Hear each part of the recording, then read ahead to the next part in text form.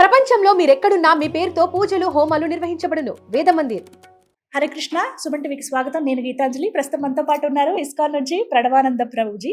కృష్ణ భక్తిని విశ్వవ్యాప్తం చేయడంలో ముందుగా ఉంటారండి. తెలుగు రాష్ట్రాల నుంచి ప్రత్యేకంగా ఎంతమంది కృష్ణ మార్గంలోకి నడిచారు. కేవలం తెలుగు రాష్ట్రాలే కాదు, దేశ విదేశాల్లో ఉన్న భక్తులందరినీ కూడా ఈ మార్గంలో నడిపిస్తూ వారు ఉన్నటువంటి జీవన శైలిని మార్చి వారి జీవన విధానాల్లో మార్పు తీసుకొచ్చి అన్నింట్లోనూ వారు ముందుండే విధంగా వీరు ప్రోత్సహించారనే చెప్పాలి. ఇక ఆలస్యం చేయకుండా ప్రభుజీతో మాట్లాడదాం. మీరు అడిగినటువంటి ఎన్నో ప్రశ్నలు కృష్ణ భగవానికి సంబంధించి ఉన్నాయి. అవన్నీ ప్రభుజీ మాటల్లో విని తెలుసుకుందాం. హరే కృష్ణ ప్రభుజీ. కొన్నిసార్లు ప్రభుజీ మనం ఎంత మంచిగా ఉన్నా పక్కన వాళ్ళు చేసే చేష్టలతో భలే చిరాకు వచ్చేస్తుంది. మనం కరెక్టే చేస్తాం, వాళ్ళేమో అర్థం చేసుకోరు, ఇష్టం వచ్చినట్టు మాట్లాడేస్తారు. ఓపిక పట్టు, మన పెద్దవాళ్ళు చెప్తారు, ఓపిక పట్టు, టైం వస్తుంది అప్పుడు మాట్లాడదామని. మనకి ఎంత చిరాకేస్తుంది, టైం వస్తుంది, టైం అంటే కాలమే సమాధానం చెప్తుందని కృష్ణుడు కూడా చెప్పాడని అంటారు కదా. అసలు కాలం ఎలా సమాధానం చెప్తుంది? సమాధానం చెప్పాల్సింది మనమే కదా వాళ్ళకి. సమాధానం చెప్పాలి. ఒకవేళ అనవసరంగా మనల్ని ఎవరైనా ఏదన్నా అంటున్నారంటే ఆధ్యాత్మికత చెప్పేది ఏంటంటే సమాధానం చెప్పు, కానీ మనసులో పెట్టుకో. మనం ఏం చేస్తాము అంటే ఓపిక పట్టు అంటే ఆ బాధను ఓపిక పట్టమనట్లేదు, ఆ సిచ్యువేషన్కి సరైన సమాధానాన్ని చెప్పు, కానీ ఆ హార్ట్లో పెట్టుకో. ఎందుకు హృదయంలో ఆ సిచ్యువేషన్స్ని పెట్టుకోవడం వల్ల బాధపడేది మనమే. కాబట్టి ఒక పని చేసి దాన్ని వదిలేయాలి. 2001లో జూన్ 17 నాడు ఆ వ్యక్తి మధ్యాహ్నం పూట 12 o'clock నన్ను ఇలా అన్నాడు. ఎన్నిసార్లు గుర్తు తెచ్చుకుంటే అంత బాధ అవుతుంది. టైంతో సహా గుర్తుపెట్టుకుంటా. ప్రతి ఒక్క విషయం వాడు ఏ వర్డింగ్ అన్నాడు. ఎవరైనా చెప్పారనుకోండి, మమ్మల్ని అప్పుడు ఎలా అవమానించారో తెలుసా, ఏమన్నారో తెలుసా, అలా అనలేదు, ఇలా అన్నాడు. అదే విషయం అన్నీ గుర్తుంటాయి. మీరు చూడండి, మంచి ధార్మికమైన కుటుంబం ఒక ఇంట్లో ఉండేది. వాళ్ళ ఇంటి ముందే ఒక వేశ్యాగృహం ఉండేది. అయితే ఈ ధార్మికమైన కుటుంబంలో వాళ్ళు ముందట వాళ్ళు ఎట్లా చేస్తారు, ఇంత గలీజ్, అసలు వీళ్ళ వాళ్ళ ఇదేంటి అదేంటి. అయితే ఈ వేశ్యా గృహంలో ఉండే ఒక వేశ్యా స్త్రీ అనుకునేదట, మా పరిస్థితులు ఇలా ఉండటం వల్ల ఇలా ఉన్నాను, కానీ వాళ్ళు ఎంత పుణ్యాత్ములు, రోజు భగవదారాధన చేస్తుంటారు, గంట సప్పుడు వినిపిస్తుంటుంది, చక్కగా పూలు పెట్టుకొని ఆలయానికి వెళ్తారు, రోజు ఎవరో ఒక మహానుభావులు వాళ్ళ ఇంటికి వస్తుంటారు, వాళ్ళకి పాదాలు కడిగి ఇది చేస్తారు, ఎంత బాగుంది ఎంత బాగుంది. ఇద్దరు మరణించారట. ఈ వేశ్య ఏమో స్వర్గానికి వెళ్ళిందట, ఈవిడేమో నరకానికి వెళ్ళిందట. ఇదేంటండి, మేము ప్రొద్దు నుంచి రాత్రి దాకా అంతా బాగా చేసాము, మమ్మల్ని ఎందుకు నరకాన్ని తీసుకెళ్లారంటే, ఏం చేశాను ప్రొద్దు నుంచి రాత్రి దాకా, ఈవిడెంత పాపాత్మురాలు, ముందట ఆవిడేం చేస్తుంది, ఆవిడెందుకు ఇట్లా చేస్తుంది, ముందట శని ఉంది మనకి అని మనసులో పెట్టుకున్నాం. ఇదే చింతన చేస్తుంది పూజ, కానీ చింతించేది ఎవరు వచ్చారు, ఎవరు పోయారు, ఏం చేస్తున్నారు, ఏం కొనుక్కున్నారు, వేరే వాళ్ళు ఆ ఇంటి ముందుండే వేశ్యాగృహం పైన కాన్సన్ట్రేషన్. కానీ ఇక్కడ ఈవిడ పాపం ఆ అవసరాల కొద్దీ, ఆ పరిస్థితుల కొద్దీ ఆ వృత్తి చేస్తున్నా సరే ఎప్పుడు కూడా ఒక ఆశ, అరే నేను కూడా అలా ఉంటే బాగుండేది కదా, నేను కూడా సహస్రనామం చదువుకుంటే బాగుండేది, నేను కూడా సాధువులకు సేవ చేస్తే బాగుండేది కదా, నేను కూడా గుడికి వెళ్తే బాగుండేది కదా, నేను కూడా ఇలా ధార్మికంగా ఉంటే బాగుండేది. మనసు అక్కడ ఇచ్చేసి. కాబట్టి మనసు ప్రధానం. మనసులో ఏం నింపుకుంటామో అది ప్రధానం.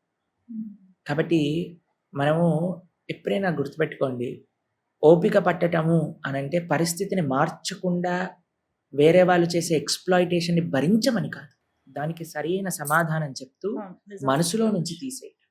భరించాలా అని అంటారు, భరించక్కర్లేదు. దానికి కరెక్ట్ అయిన సమాధానం. ఒకవేళ అది నిజంగా అధర్మము జరిగితే మనతో దాన్ని భరించకూడదు, దాన్ని ఓపిక పట్టకూడదు. ఎవరైనా మనల్ని ఎక్స్‌ప్లాయిట్ చేస్తుంటే మనం ఎందుకు ఊరుకోవాలి? దాన్ని కరెక్ట్గా వారికి అర్థమయ్యే విధంగా సమాధానం చెప్పాలి. కానీ అది మనసులో ఉంచుకో. సమాధానం అయిపోయింది, వారికి తగిన గుణపాఠం అయింది అని అంటే నువ్వు నీ పనిలో నువ్వు బిజీ, రిలాక్స్. అవే విషయాలు మళ్ళీ మనసులో పెట్టి పెట్టి పెట్టి పెట్టి కొన్నిసార్లు ఆ వ్యక్తే ఉండరు, కొన్నిసార్లు మనకి సంబంధమే ఉండదు, అయినా సరే అవే తలుచుకుంటూ బాగుంటుంది. ఆ మాత్రం what we have to do, ఏంటి కర్తవ్యం, ఓపిక. ఒక స్టార్టింగ్ స్టేజ్లో ఓపిక బట్టి చూడొచ్చు, మారుతారా. దాని తర్వాత ఏదైతే యాక్షన్ తీసుకోవాలో యాక్షన్ తీసుకోవాలి. దాని తర్వాత మళ్ళీ ఓపిక అయిందా, ఇప్పటికైనా గుణపాఠం నేర్చుకుంటారు. కాబట్టి మీరు చూడండి, ఈ రోజులలో ఎన్నో ఫ్యామిలీ ప్రాబ్లమ్స్ కానివ్వండి, ఎన్నో కుటుంబాలలో రకరకాల ప్రాబ్లమ్స్ వస్తున్నాయి. ఎందుకు అంటే బేసిక్ ధర్మం గురించి జ్ఞానం లేకుండా, ధర్మం గురించి తెలిస్తే, భగవంతుడు మన నుంచి ఏం ఎక్స్పెక్ట్ చేస్తున్నారని తెలిస్తే ఇవేమీ జరగవు. కరెక్ట్. ఇవన్నీ లేకుండా ఏదో ఇంద్రియ భోగం కోసం చేస్తున్న ప్రయత్నముల వల్లనే ప్రాబ్లమ్స్ అని.